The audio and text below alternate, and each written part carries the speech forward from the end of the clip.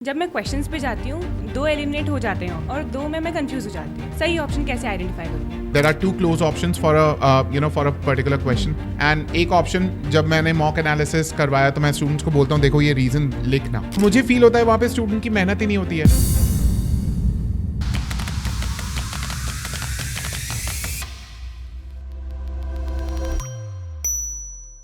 मैंने logical reasoning में पूरा पैसेज पढ़ लिया, अच्छे से कॉम्प्रिहेंड भी कर लिया। जब मैं क्वेश्चंस पे जाती हूँ 2 एलिमिनेट हो जाते हैं ऑप्शंस और 2 में मैं कंफ्यूज हो जाती हूँ। सही ऑप्शन कैसे आइडेंटिफाई करूँ? अब ये एक सिचुएशन है जहाँ पे ऑलमोस्ट 60 to 65% किड्स जो हैं वो फंसे हुए हैं। बिल्कुल। एंड कई बार तो ऐसा होता है कि है ना वो राइट ऑप्शन मतलब 2 ऑप्शंस को एलिमिनेट नहीं कर पाते हैं and most of the times जो एलिमिनेट करते हैं वो राइट ऑप्शन नहीं होता है। राइट एंड जो सिलेक्ट करते हैं वो गलत ऑप्शन होता है। तो देखिए इसमें एक अच्छी स्ट्रैटेजी जो हो सकती है वो ये हो सकती है कि यू नीड टू सी कि कौन कौन से ऐसे रीजंस हैं हर एक क्वेश्चन टाइप के जो गलत ऑप्शंस फॉर्म होते हैं।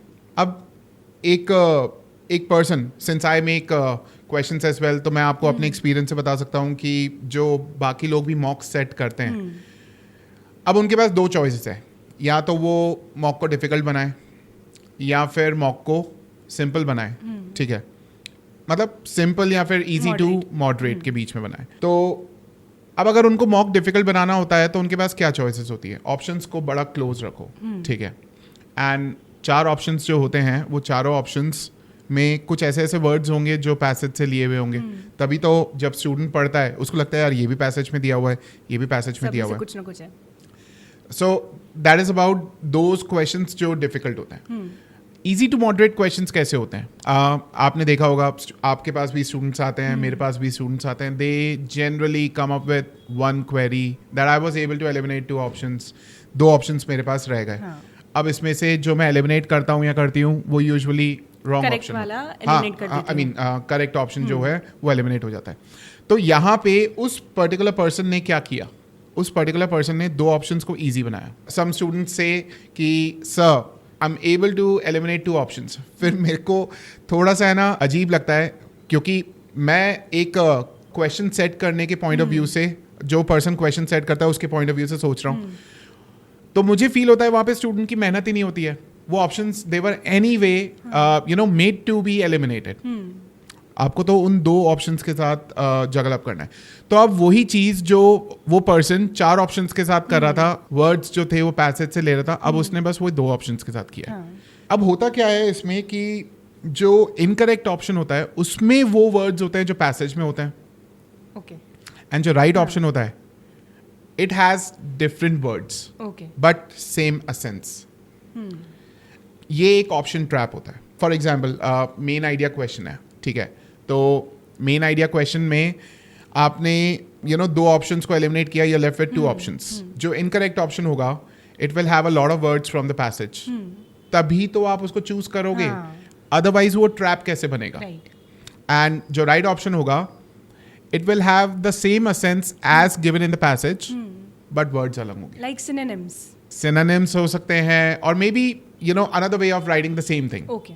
ठीक है, it can be using synonyms or maybe any other technique. ठीक है, but essence same होगा। अब स्टूडेंट्स क्या बोलते हैं कि यार यहाँ पे वो वर्ड्स हैं जो पैसेज में दे रखे हैं, ज़्यादा रिलेट कर रहा है। एंड सेकेंड चीज़ जो स्टूडेंट्स को एक प्रॉब्लम और आती है, and I have spoken to a lot of students and मैं उसके बेसिस पे ही कह सकता हूँ, सेकेंड जो स्टूडेंट्स को प्रॉब्लम आती है वो ये होती है that they are not able to interpret options. They tell me easy options को वो eliminate कर देते हैं thinking that it is anyway out of context. But जो close options होते हैं वहाँ पे work करता है interpretation. And they most of the times when they end up choosing the wrong option तो वो hunch के basis पे होता है। सर मुझे ऐसा लगा overthinking कर ली। overthinking अगर नहीं भी की तो मैं interpret नहीं कर पाया, but मैंने देखा कि ये word passage में दे रखा है, match कर रहा है, तो मैंने mark कर दिया उसको। So that's what the biggest trap is for them. So they need to work on their interpretation. 1. Second, they need to understand कि हर एक क्वेश्चन टाइप के जो ऑथर है, जो पैसेज सेट कर रहा है, उसके पास 4-5 तरीके हैं गलत ऑप्शंस बनाने के। So I keep telling my students to record the reasons. Now, what can be recording? For example, there are 2 close options for a for a particular question. And एक option जब मैंने mock analysis करवाया तो मैं students को बोलता हूँ देखो ये reason लिखना. So same way दूसरे students भी ऐसा कर सकते हैं जब वो अपने mentors से एनालिसिस देख रहे हैं, mentors का एनालिसिस देख रहे हैं, तो उस टाइम पे mentor से पूछ सकते हैं कि इसमें क्या गलती हुई. सो वो बताएंगे कि यार इसमें देखो ये जो पर्टिकुलर सेट ऑफ वर्ड्स है it's not given in the passage, so this is some information that is outside the passage. So अब उस पर्टिकुलर ऑप्शन का रीजन क्या है गलत होने का? पार्शली ट्रू, पार्शली अनट्रू और partially outside the scope of the passage. So हम लोग सीआर में वो ऑप्शंस वैसे भी नहीं मानते जो आउटसाइड द स्कोप होते हैं. सो आपने एक रीजन यहाँ पे आप नोट कर लिया that this option was incorrect because of partially true, partially correct, partially incorrect. Similarly, there can be another reason that आपने एक option choose किया and देखा कि ये passage में as it is दे रखा है, but then question जो पूछ रहा है ये उसका आंसर नहीं कर रहा. So there can be n number of things mentioned in the passage. एक हो सकता है कि पैसेज में दे रखा है लेकिन उस पर्टिकुलर क्वेश्चन का आंसर नहीं कर रहा. सो अनदर रीजन जो आपको रिकॉर्ड करना है वो ये है कि mention in the passage but did not relate to the question, so it was not relevant to the question. So that can be another reason. ऐसे करके हर एक क्वेश्चन टाइप के 7 से 8 रीजंस आप निकाल सकते हो एंड उसको लिखो. एंड हर बार जब एनालिसिस कर रहे हो मैच करो कि ये वाला रीजन हुआ. मैंने आपको बताया ना कि हमारे पास एक यूनिक एबिलिटी होती है to adapt to the situation. तो आप बार बार वो चीज देखोगे जब आप considering that you are a sportswoman, जब आपने पहली बार स्पोर्ट्स खेला होगा कोई भी sports, you were not pro at it, but then you practice the same thing so many times that your game eventually became better than what it was when you tried it for the first time. तो same चीज यहां पर भी अगर आप वो same mistakes को बार बार देखोगे somehow वो आपके दिमाग में बैठ जाएंगे. Right. तो you need to see those mistakes again and again. तो going ahead you may have some mocks, पीछे कुछ mocks हो चुके हैं, उन mocks के questions को भी लेके बैठो. तो ये mistakes आप कैसे identify कर पाओगे? देखिए जब लाइव एनालिसिस चलता है जो अपने यहाँ पे टॉप रैंकर्स में चलता है, लाइव एनालिसिस में फैकल्टी क्लियरली बताता है कि यार ये इस वजह से गलत हुआ. सो अजम्पशन के क्वेश्चंस मल्टीपल टाइम्स उस मॉक में आए, स्ट्रेंथन के मल्टीपल टाइम्स आए, तो हर एक मॉक में से 2-3 रीजन आपको निकल जाएंगे. एंड इवेंचुअली 4-5 मॉक के एनालिसिस में आपके पास वो सारी टाइप ऑफ गलतियां, मतलब ऑल टाइप्स ऑफ मिस्टेक्स वो आपके सामने आ जाएंगी. That's what we need to do. We need to record those mistakes.